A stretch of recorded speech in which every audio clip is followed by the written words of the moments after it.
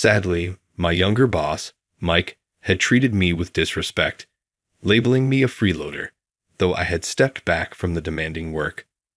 To my shock, he abruptly declared my termination, chuckling disrespectfully. Shockingly, he insisted I resign to cover his own error, threatening to pin the blame on me. Devoid of the will to fight, I departed the company. When I shared the news with my cherished wife, Sarah, she unexpectedly responded with gratitude, reminding me of my original ambitions. I am James, a 45-year-old worker. For the past 20 years, my college sweetheart, and I have been devoted partners. While we haven't been blessed with children, our life together is filled with contentment. After graduating, Sarah secured a position at a prominent company, but she willingly resigned to become a devoted homemaker following our marriage. She was both stunningly beautiful and academically exceptional, reportedly ranking at the top of her peers in the company's personnel evaluations. Honestly, I felt her decision to quit working was a shame, but Sarah seemed entirely at peace with it. Brushing off my concerns, she cheerfully remarked, "I don't have any special ambitions, so I'm thrilled to devote all my energy to supporting your passions." "But someone as talented as you shouldn't be confined to the home," I protested. "Not at all," she reassured me. "There are plenty of capable people who could fill my former role. My job was never uniquely mine alone." I was pleased to have Sarah back home, but I kept checking on her, worried she might become bored with that life.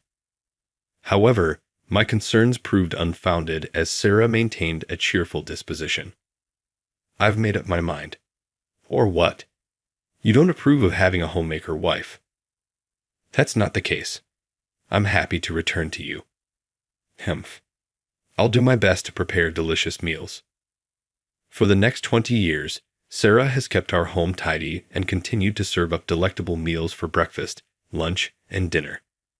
As for me, being the recipient of my wife's devotion, I'm a game creator. I've loved games since childhood, immersing myself in them daily, even at the expense of sleep. Gradually, I desired to try my hand at creating games, leading me to my current path. After graduating from college, I joined a major game production company. Around the time of my marriage, my proposed project was approved for the first time, and I was busy working with the authority to lead the project. Back then, all-nighters were the norm, and my life revolved around coming home to shower and change clothes. After some thought, Sarah's unwavering support prompted a pivotal moment in my life a few years into our marriage. A college buddy approached me with a surprising proposition: to launch a mobile game development company together. This friend had joined a rival firm after graduation and frequently shared insights over casual drinks. The business idea emerged unexpectedly during one of our casual conversations. "Hey James, what do you think about starting a game studio with me?" "A game company? I never contemplated that before." "Your games are hugely popular, but the profits go to the company, right? Doesn't that frustrate you?" "Well, I'm content simply creating the games I'm passionate about. I never even considered entrepreneurship." I was caught off guard, struggling to respond, as the concept of starting my own venture had never crossed my mind. "You're too naive. You have the talent. Don't you ever think about using it to do what you want, earn more, and make Sarah happy?" "I don't possess such exceptional abilities," I admitted. "But what about the massive success of the recent game you spearheaded?" "Surely that wasn't just a stroke of luck," my friend countered. "I wasn't solely responsible for that achievement," I clarified. "Oh, stop being so modest. And let's not forget the constraints of being a salaried employee. Don't you ever yearn for more creative freedom in game development?" My friend's words made me realize the limitations I faced as a company employee, hindering the full realization of my game development vision. "More freedom. That's certainly appealing to me," I acknowledged. "Are you considering it? Do you think it's actually achievable?" "It's not a matter of whether it's possible or not. We'll make it happen." Haha. And so, we spent the night discussing our business plan over drinks, well into the late hours. A year later, We each contributed $20,000 as startup capital and established our own small company. We rented a rundown apartment unit to serve as our office. My friend handled the sales, planning, character design, and backgrounds, while I focused on scenario writing and programming, covering all aspects of game development. During the year leading up to our resignations, we diligently created mobile game apps, and within 3 months of launching our business, we began distributing them. In the past 15 years, our game development company has transformed itself into a renowned industry giant. We now employ over 500 skilled individuals, having released several hit products. As the business expanded, I decided to take a step back from the demanding daily game design work around 5 years ago. This allowed me to prioritize a healthier work-life equilibrium at my own pace. While I no longer lead major projects, I now serve as an advisor to our younger team members and pursue creative writing whenever the mood strikes me. I strive to arrive early at my workplace and take advantage of the flexible scheduling system to leave by 5 p.m. This is my new routine. Unfortunately, a colleague named Mike, who was swiftly promoted to a managerial role in just 8 years, often criticizes my work ethic. Mike used to impress me with his ambition, but his aggressive demeanor has become counterproductive in recent times, as he frequently directs it towards me. Today, as I was reviewing some documents alone, Mike approached me from behind and remarked, "You seem to have plenty of free time. And sure you're actually working as well." However, I was simply examining some interesting material. Mike then exclaimed, "Material? Ha! You're not even handling any significant tasks, yet you're acting all important. It's clear you're not doing anything, you freeloader." His direct insults left me speechless. He continued, "Why don't you just retire? It's frustrating for everyone to see you getting paid without working." "But I do attend to some necessary responsibilities," I tried to explain. "Oh, spare me the excuses," Mike retorted. "It's infuriating to see someone like you." Dealing with Mike's constant criticisms had become a source of distress for me. Our meetings were filled with harsh judgments, leaving me struggling to find a way to address the situation.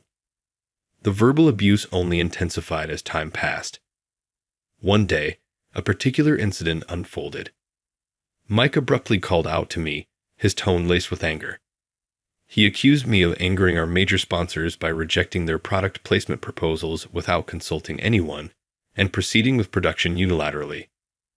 Confused, I tried to explain that I wasn't even responsible for any game production work related to the sponsors. However, Mike's loud outburst in front of many colleagues left me feeling anxious and on edge. Gazing directly at me, Mike's eyes gleamed with amusement. "I've overlooked your neglect of duties, but I can't allow you to keep costing the company. You're dismissed." Dismissed. Yes, the board has already been informed. Ha. Just gather your belongings and go. This can't be real, I thought, as Mike whispered to me, ensuring no one else could hear. "Our company no longer needs you. Ha ha. This way, I can pin the blame on you, a mere employee. Ha ha." Remarkably, Mike was forcing me to resign by shifting his mistake onto me, and he had meticulously involved the board members as well. "So, this is the end," Mike sneered, spitting out the words.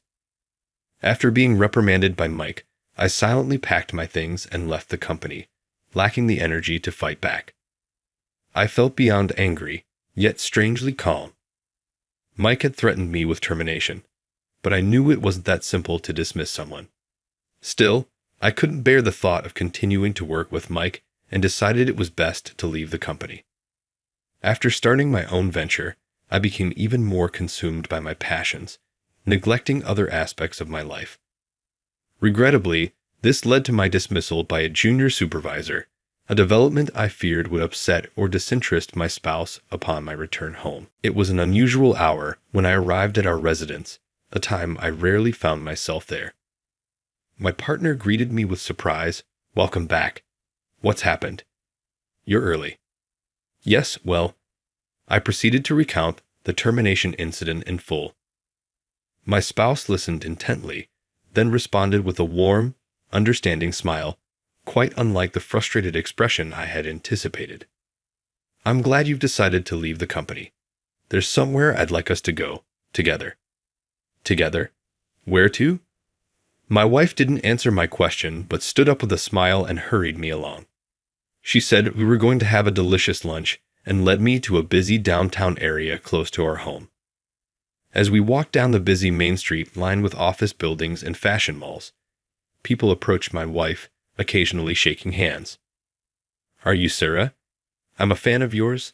I'm so thrilled to meet you. Thank you.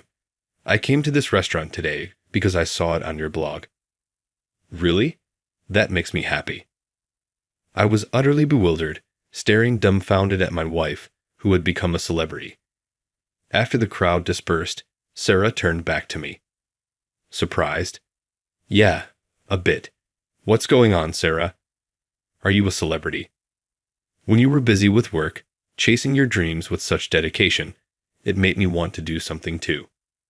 Is that so? Yeah, so I started a blog. A blog? I couldn't hide my surprise at my wife's unexpected revelation. Yes, I began sharing information about beauty, delicious restaurants, fashion, and other things I like. It got a great response, and now I'm somewhat of an influencer. Saying that, Sarah revealed the truth with a slight blush. Indeed, Sarah had always been beautiful and popular in college, but I had no idea she had become so famous through her blog that people would recognize her on the street. She told me more about it, mentioning that the blog has a large readership, which generates a significant amount in advertising revenue. Do you despise me for keeping this a secret and doing it on my own? Of course not. I'm really proud of you for garnering so much attention and thriving. Thank you.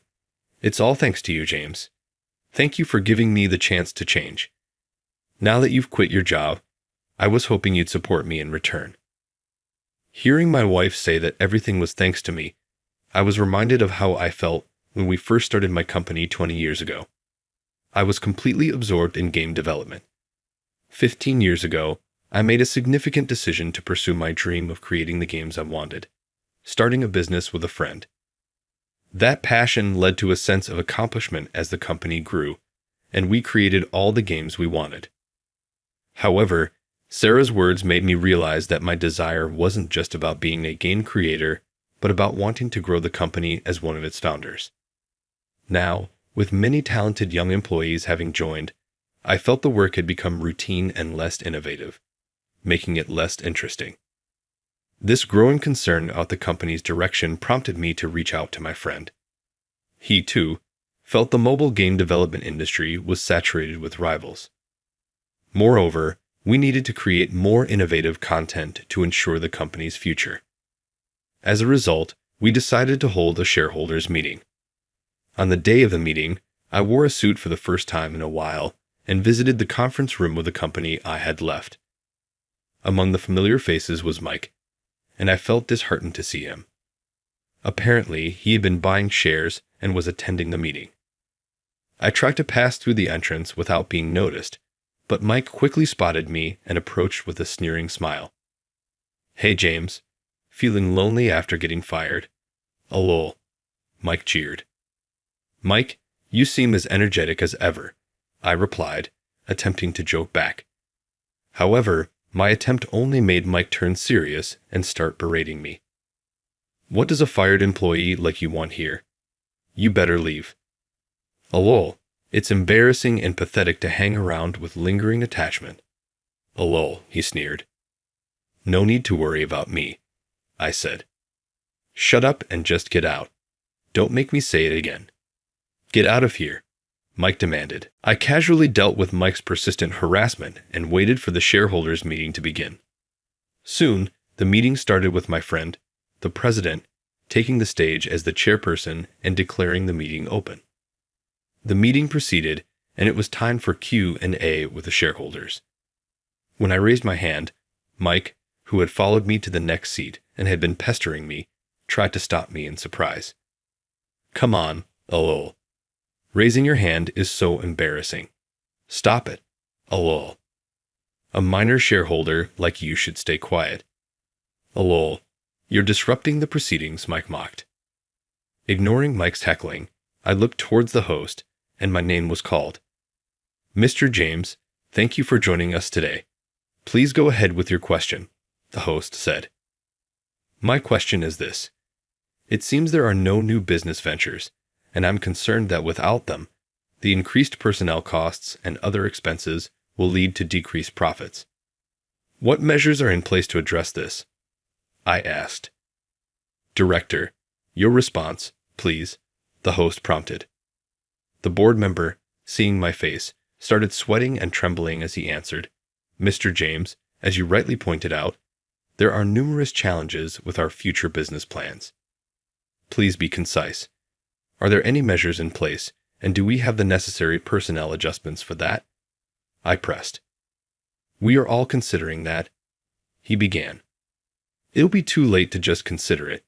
Listen, I made every suggestion I could think of for the company's growth, and the management team listened intently, their faces stiff with seriousness. I continued. All the while, Mike stared blankly, not understanding what was happening. Therefore, we need new projects and the creation of a sales department. For that, we also need flexible staff reallocation according to each employee's strengths. Understood, the board member responded. Then, unable to hold back any longer, Mike loudly interrupted the proceedings. Wait a minute, lol. Why is the director even listening to this guy? Lol, stop it, please. At Mike's words, the faces of the management team on stage froze in an instant. You idiot. Who are you? How dare you speak to Mr. James like that? One of the directors exclaimed. I'm Mike. I work for this company, and I'm also a shareholder. Lol. More importantly, we should be kicking out this guy right away. It's embarrassing for the company. Lol. Mike retorted. Mike, did you say? Do you not know who Mr. James is? The director asked. Of course. Lol. He's the underperforming employee I fired. Lol. Mike replied, still mocking. Don't joke around. This man is the founder of our company and holds over 50% of the shares. One word from Mr. James, and your job is gone in an instant. The director snapped. At the director's words, Mike's face went pale, and he began to tremble. That's a joke, right? This can't be serious. He was just a useless employee shoved off to the window. Mike stammered. Then, my friend, the president, who had been silently watching, spoke up angrily but calmly. It's all true. James is my friend. We both contributed equally to the capital when we founded the company. And you dare to call him such names. Faced with the president's glare, Mike started desperately trying to excuse himself, shrinking away. I didn't know. I mean, he always seemed to be doing the easy jobs and leaving on time. I had no idea he was a founder. I'm so sorry. The company exists today because of the initial game production work done solely by James, and you fired him. Ridiculous.